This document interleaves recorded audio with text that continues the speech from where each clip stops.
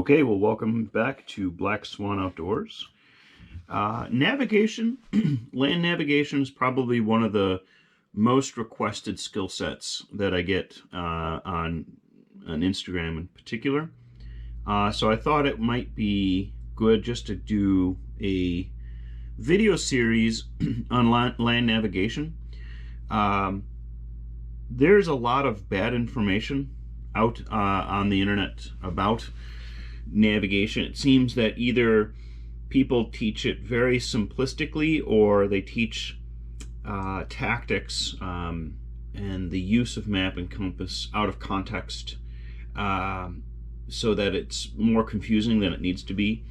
Or people overcomplicate it so that they create all these rules and methods that are hard to remember. So this series its intent is to go through the understanding of land navigation in the simplest terms with the simplest tools available for anybody that wants to get out more. The use of the map and compass together is a skill set that provides you the ability to get deeper into the woods, to see land that other people wouldn't be able to see, to get into areas that are more remote. It really kind of strikes to the heart and core of exploration, and I think it's kind of one of the basic skills that anybody needs to have. One of my critiques of modern survival classes or bushcraft classes is teaching skill sets to people who don't have the fundamentals down yet. So for example, you can teach shelter building to somebody, but if they don't understand how to set up a tent in an appropriate area, they're not going to really be able to understand how to set up and where to set up their survival shelter. So there's a lot of these assumptions, or teaching how to stay warm by a fire overnight that you've created, but you're not wearing the appropriate layered clothing that could keep you warm with or without that fire. So I think that there's a lot of kind of sexiness and skill sets that are jumped ahead, and quite often navigation is one of those that is either missed or glossed over. So the entire outdoor series here, we're talking about first understanding how to layer your clothing in 3 seasons.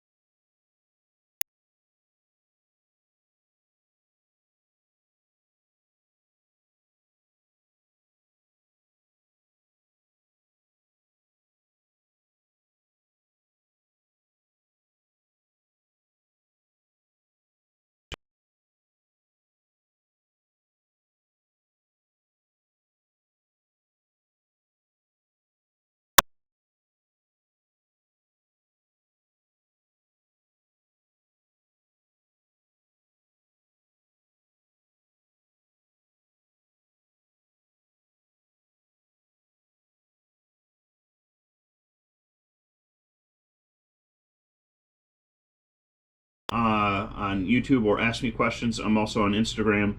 I like questions. If I can explain something better, please tell me. I'll redo a video for you. If I've misinformation or have misleading information on anything, please add that in the comments.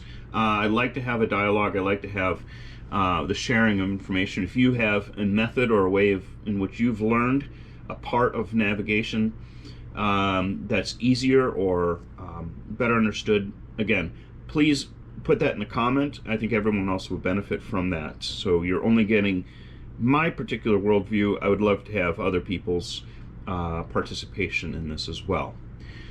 So with that, our next series here is going to be on understanding what a compass is.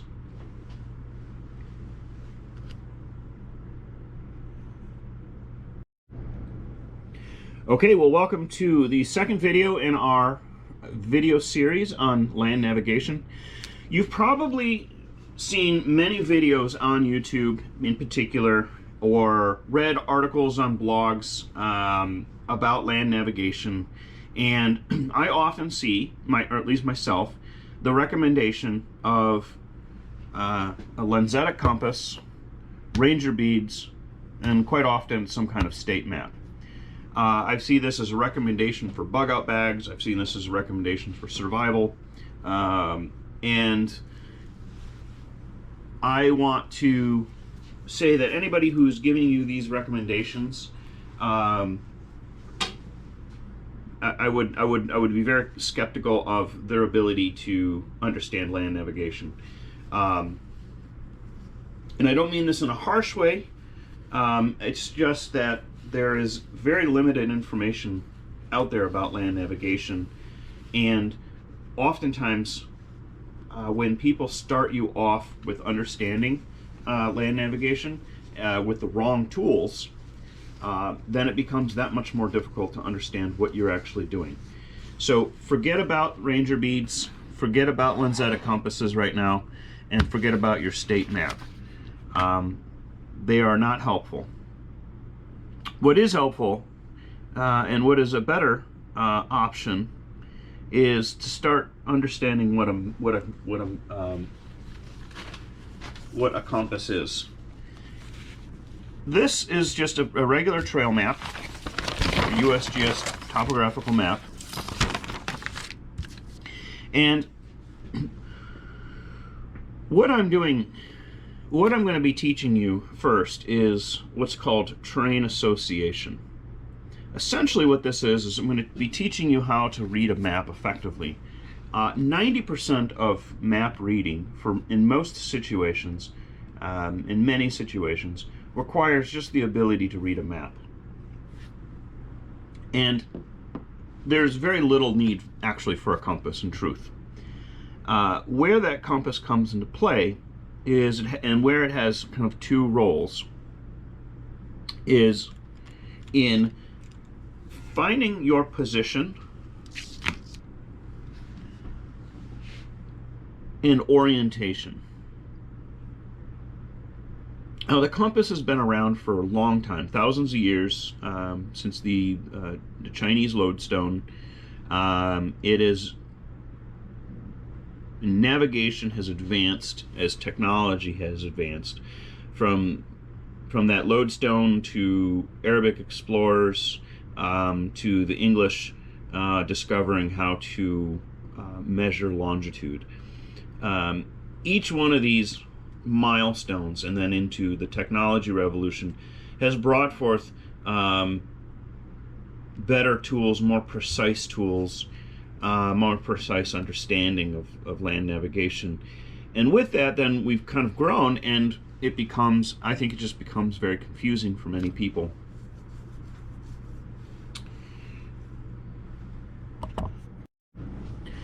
All right, well, welcome to video 2 of land navigation. Now, one of the things that I see quite a bit on YouTube and blog posts is a recommendation for a compass and map and ranger beads as kind of your foundational navigation tools for things like bug out bags and survival kits. And what I think, in my personal opinion, is that I think that in order to best understand land navigation, you should probably start with better tools.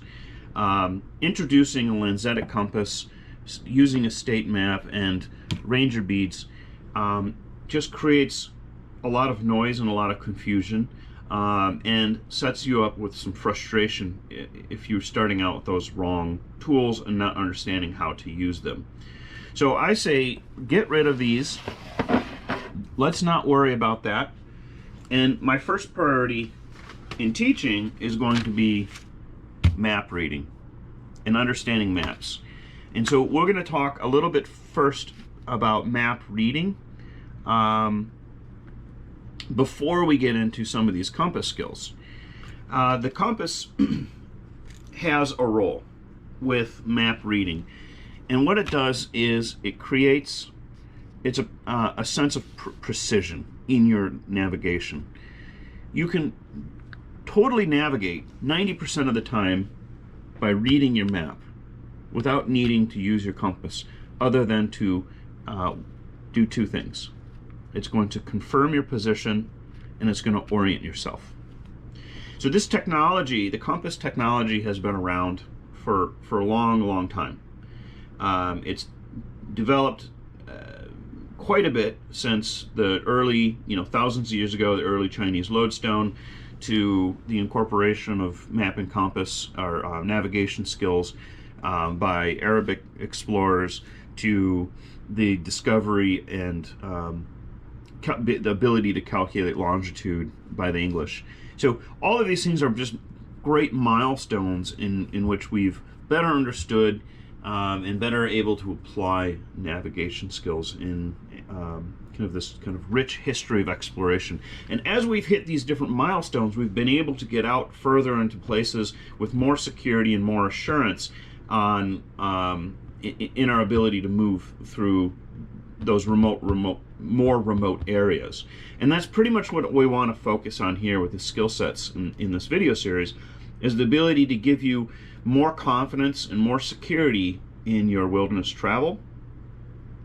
So quite often, many courses start out with trying to understand and reading a topographical map. And I'm going to say, let's forget that, and let's start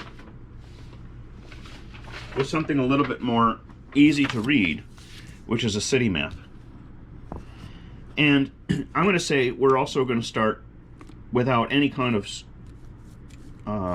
expensive tool. We're just going to start with a very simple starter compass. And I think that when we start at the very beginning and try to get some fundamentals down, that's going to help you understand what the role is of using your map and compass. So as I said before, the compass has two roles. The first role is to find position, and the second is to find orientation. So when we talk about orientation, you've probably heard this term before, to orient yourself, or to orient a map. What that refers to is, it's a Latin term. Back in the day, in the early days of exploration, maps were lined up, you could say, or oriented to the east. So east was our main reference point. Orients, the root word of orient, comes from Latin, which means where paradise lies, and it's in reference to the sun rising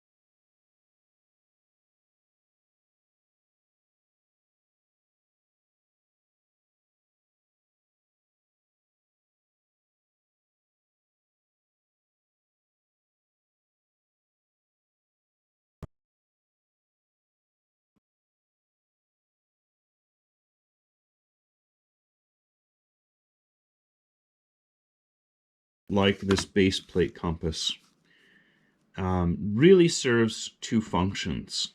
It's really two tools in one. It's a planning tool and an executing tool. In its planning phase, the compass can be used out of context from the field and used as a protractor to measure the distance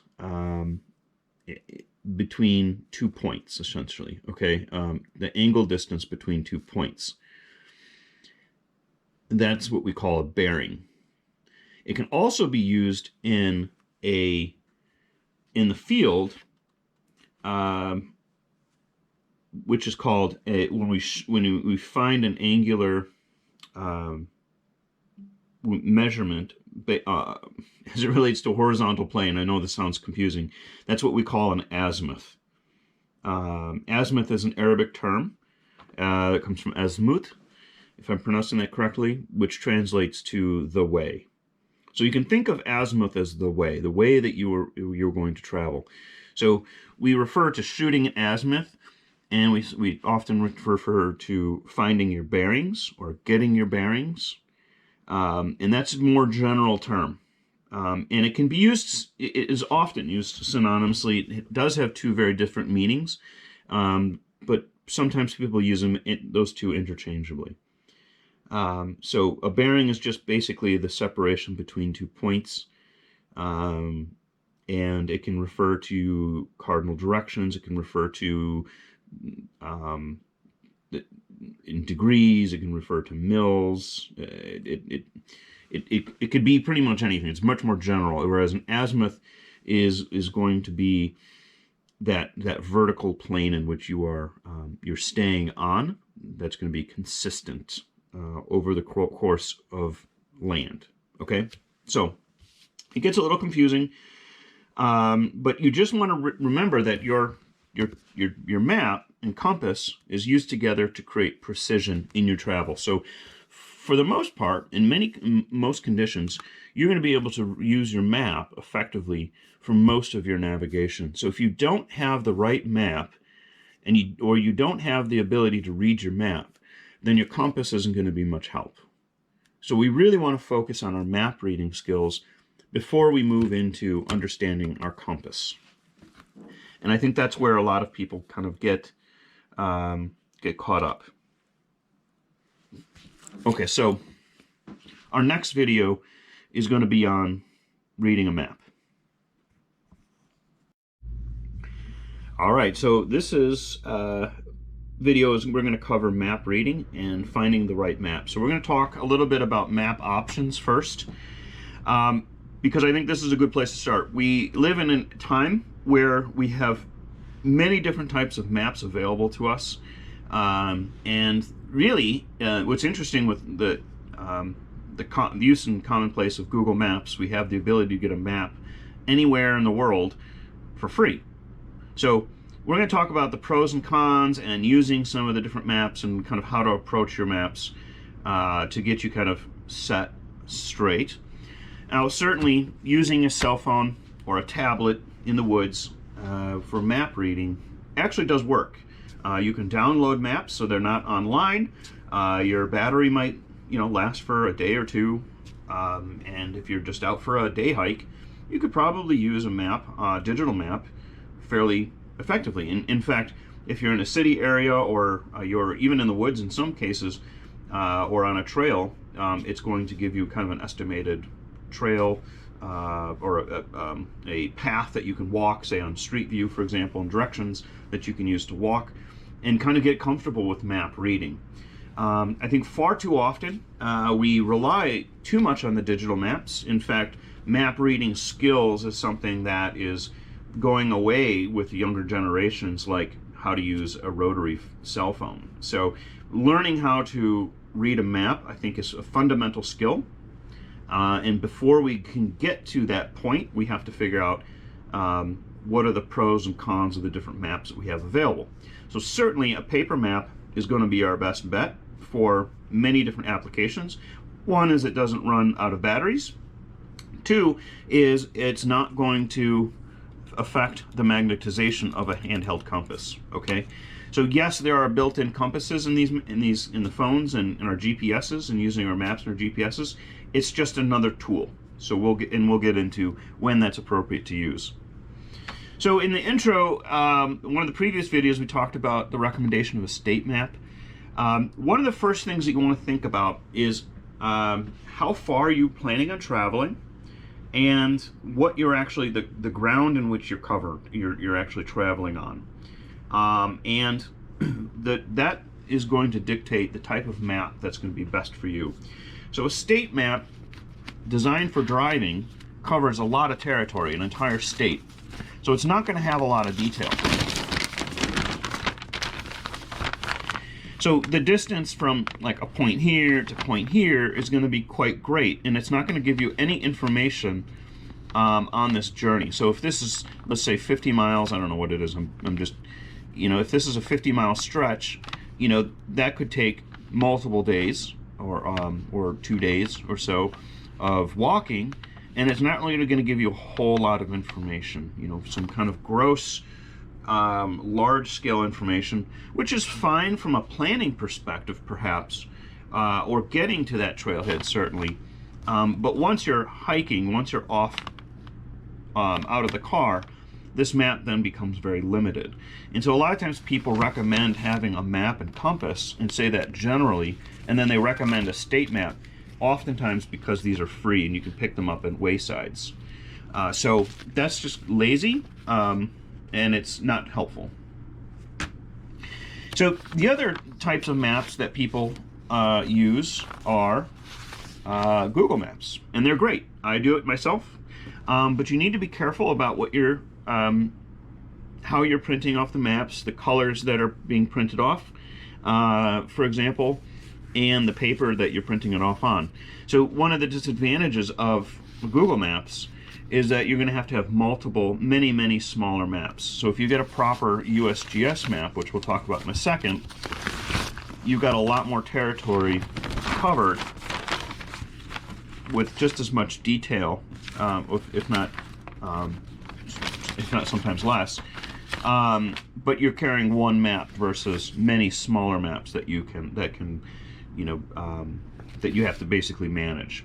So one of the trends that I've noticed in the bushcraft community is carrying maps with large scale on there. And that certainly is helpful, especially if you are a person who is not venturing off very far.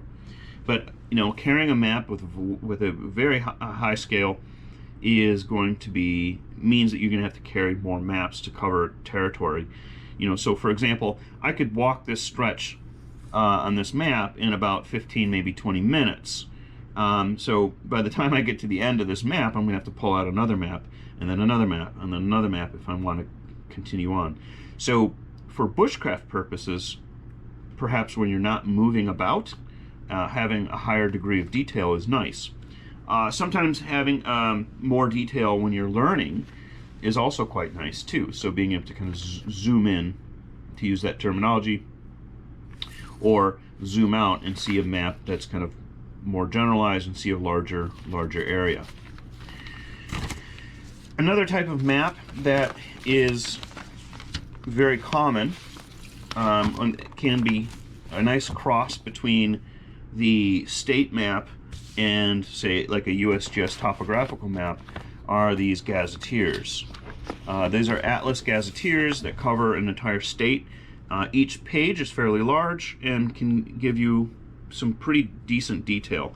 The intent of these gazetteers primarily is to give you some more detail on off-roads or minor roads in country areas. And it can give you also a little bit of topography as well, which we'll talk about in a later video. So you can use this for limited use in an off-road or cross-country aspect. It's going to give you a little bit more. Where it's going to be more helpful is really kind of a large-scale look of an area over the entirety of a journey that you wanted to cross, especially if you're going to be on the roads. So from a survival standpoint or a bug-out scenario, emergency scenario, these are super handy. They're also very handy for fishing, for hunting somewhat, and finding locations that are kind of off the beaten path. So it's a helpful map, but it's bulky, it's big. You would have to cut out each page if you wanted to use this, and again, it's going to give you limited information. So another style of map would be a kind of what I'll call a special purpose map, and that's going to be a map that's made by a local agency, whether it be a county or a state park or a national park or even a private concession. And those maps are going to vary in price and capacity and detail. So we could have something very basic like this, which basically just kind of gives you the outline of a trail, or just kind of rough a trail, but doesn't really give you much information other than some geographical features such as a lake, where the boundaries are, where spur trails are, parking, and rivers. So kind of give you some reference. The idea behind a map like this is basically if you're going to be staying on the trail, it gives you an idea of how long that trail is. You'll stay on the trail. You're not really going to do anything cross-country. So you're very limited. Similar to that would be like a bike trail map, where it highlights a trail that you'll stay on, no different than a canoe trail or a hiking trail really. Gives you a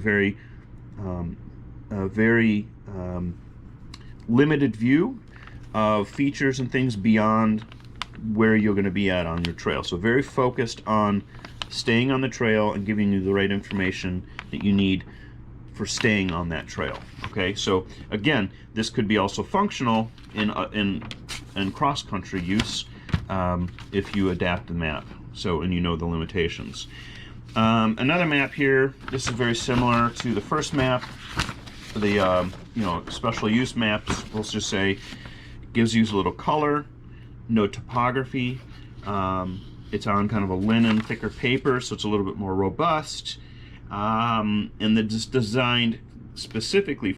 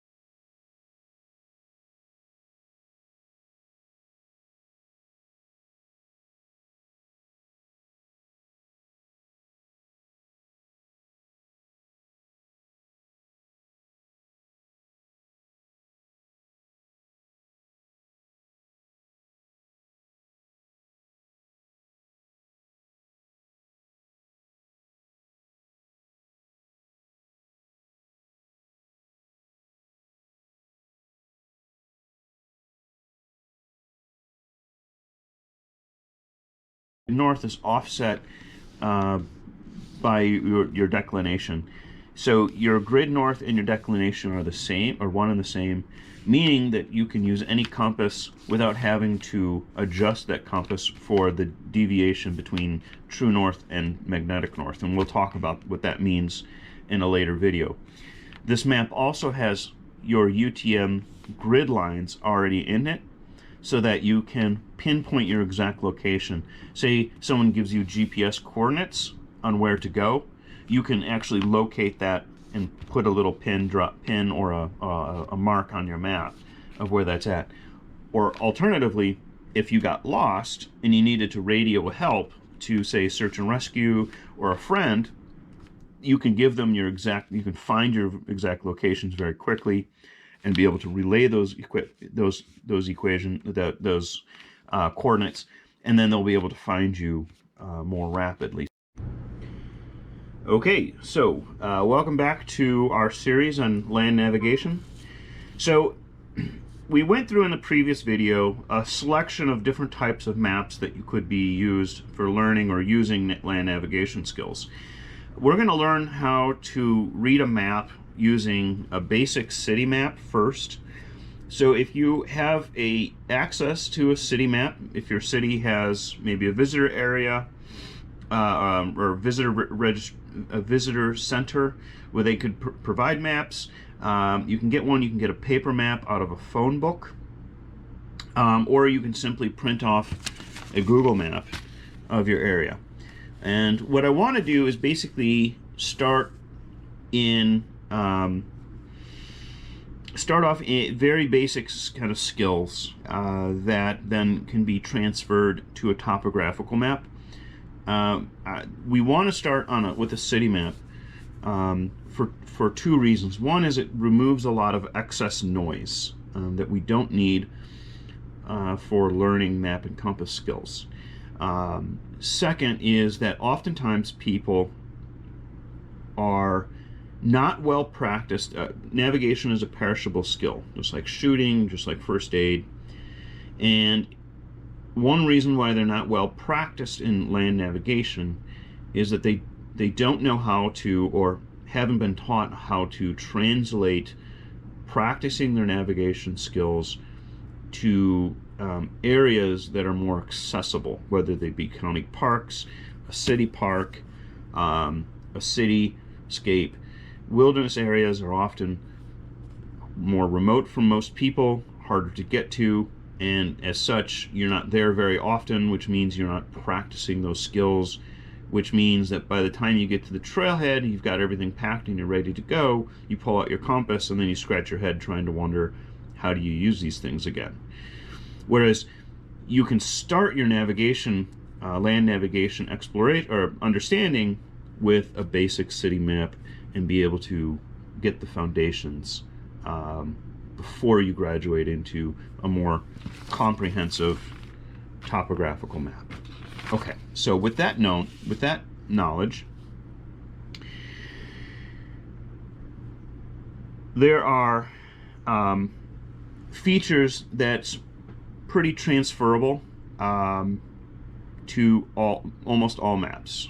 So in most situations, a developed road is going to be a thick black line. Not always, but most maps. All right, so there'll always be a key on what those different roads mean. Thick black line could also be a boundary. Boundaries are often depicted by, if not a black line, by shading of some kind. Generally speaking, green shading in most areas means a forested area. A lighter colored shading, like white, on a USGS topographical map means an open area. But shading could also indicate the difference between the state property or national forest property or city boundaries with private land. So it's important to know what the shading, what the colors mean. Blue is almost always going to be a body of water. So a ribbon of blue, like here, is going to mean a river. The thickness of that river is going to indicate the size of that river. So a large river here versus a small river or a creek, right? Or a dashed line would indicate an intermittent stream, which means that there's not always water present. Trails are, many times, trails are dotted lines, but not always.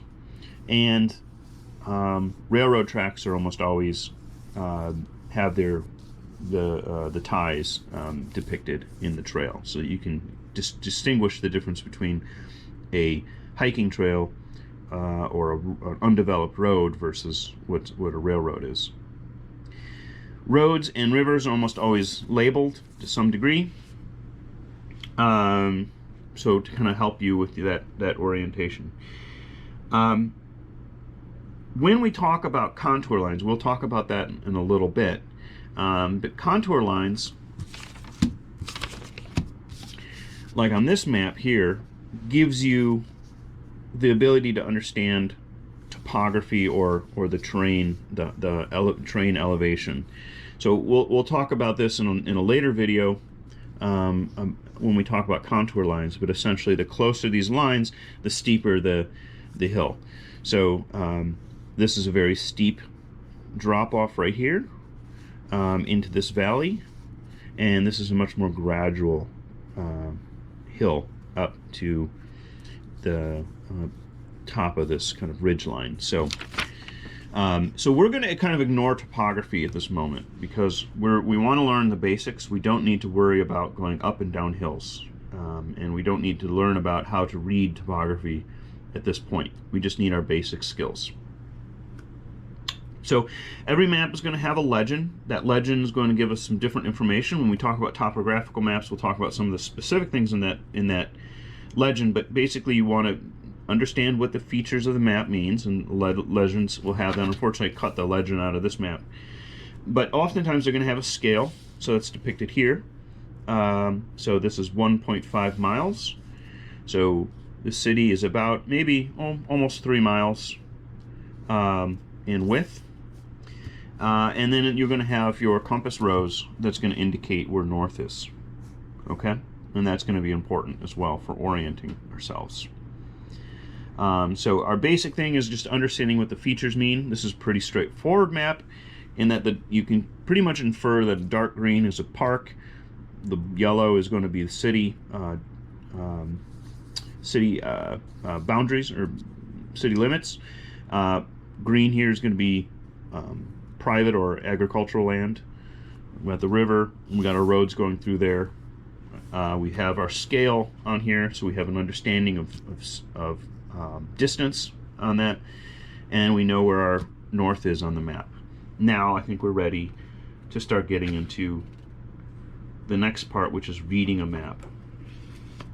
So a lot of times people want to jump into what's called dead reckoning when they're using a map and compass, or start using their compass right away. And dead reckoning refers to, quite often, the use of these ranger beads. I don't think that's necessary. I think you need to learn dead reckoning by time first, and before you can get to that, I think we need to learn some basics on your compass. So this might be very elementary to some people, but I think that these basic skills are important for all people to fundamentally understand. So when we're talking about learning how to read a map, and the reason why we want to get to map reading first is that the compass itself is a precision tool. It's supposed to be adding precision to our movement. We can actually move quite freely around without a compass, and we do this all the time when we're using a street map. We have a lot more references to of the terrain to associate to. So this is a terrain association is essentially how we have adapted, or how we understand how to navigate or understand our spatial conditions. It's something that we've evolved to for a long time ago, so this is something that's going to be very natural for many people, and this is where I think we have to start when we talk about map and compass use, is how to read the map and how to use our terrain.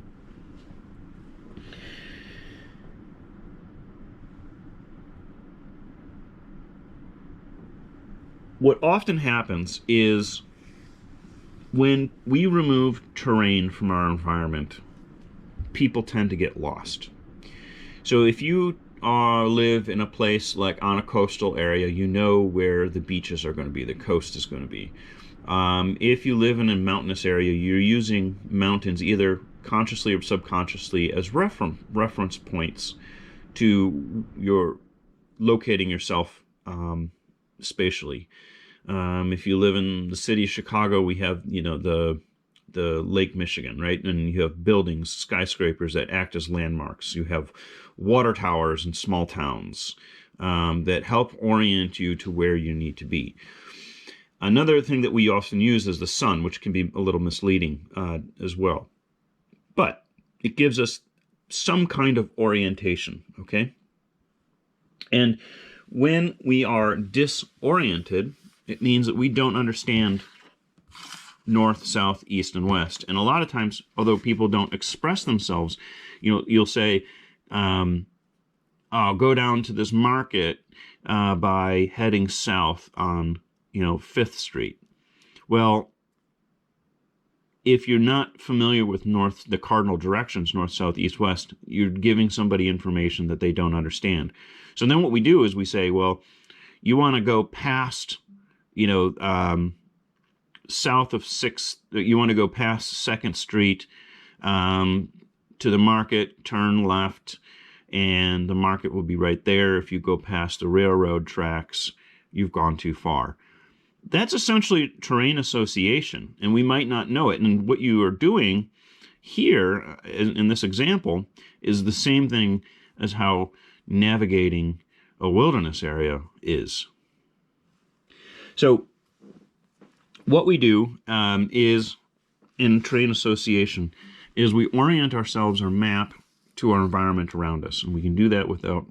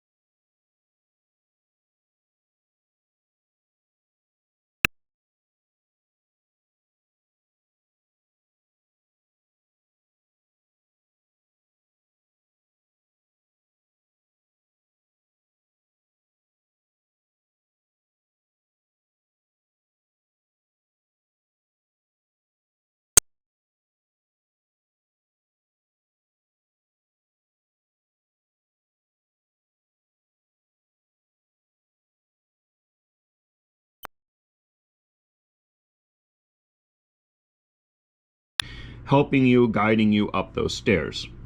And a handrail on a map is no different. So when you've oriented, what you often do is you use that handrail as an orientation. So when we talked before in the previous video about orienting yourself to a water tower in your town, or a ridge, or mountains, or a lake, you're essentially using that as a handrail. So when we use this on a trail, like as we're walking, we sometimes use these natural features as a handrail. So we know that we need to keep a ridge line on our left-hand side, and that will help us understand or kind of stay in the direction that we want to travel. Oftentimes rivers are used as handrails. If you're walking up a river, you know that you want to keep that river on your left-hand side. So, to use that example, we want to get to this courthouse again. If we're on 2nd Street driving, if we know that the river is on our left-hand side, we are going north. And so we're using that then as a handrail to move ourselves through. So we're not using a compass, we're not using anything, we know our relative orientation to our environment because we have this handrail. Similar to a handrail is what's called a baseline. And a baseline is used essentially for travel. And this could be a real line on the map. So this could be a real road or a trail or a river itself. Or it could be something imaginary. So basically what we want to do is when we're using a baseline is we're using that as a means to travel on. So the example of a river as a baseline is we just stay on the river. You literally stay on the river as you're walking, and that's the path that you're traveling, the baseline that you're traveling on. A road is no different. When we use the example of an imaginary baseline, that's shooting an azimuth. If you remember from the previous video, azimuth is the way, is roughly translated from Arabic. That's the way in which we're going to travel. So it's a line that you put on the map that you're going to stay on, say if you're going cross country. That azimuth then becomes essentially your baseline of travel. Okay, the other simple one that we often use and maybe not know the terminology for is a backstop. So let's say you're going to use 2nd Street as our baseline for walking. That's going to be our trail or the road. Our handrail is going to be this river. Now in the directions, we're going to say if you get to, we're going to travel 2nd Street southeast north to the courthouse. Then we're going to go east on 1st Street to the courthouse. What we'll say is if we pass 4th Street, that's going to be our backstop. And if we pass 4th Street, we've gone too far. So we know as far as we need to go by 4th Street as an indicator. And that's what a backstop is. So let's say you're in this little park area here. All right, the backstop to the boundary of this park could be this stream right here. So you could say you need to head south to the park to the river, and then from the river go east or west, and that'll get you to this bridge, for example. All right, so you're using the geographic features here to keep yourself oriented to know, okay, these are my boundaries, and this is the line in which I'm going to walk on, and this is the handrail in which I want to keep myself oriented to. All right. The last, and probably less commonly used, is what's called aiming off. And aiming off is essentially using the terrain to move around effectively or efficiently without the use of the compass to give you a higher level of precision.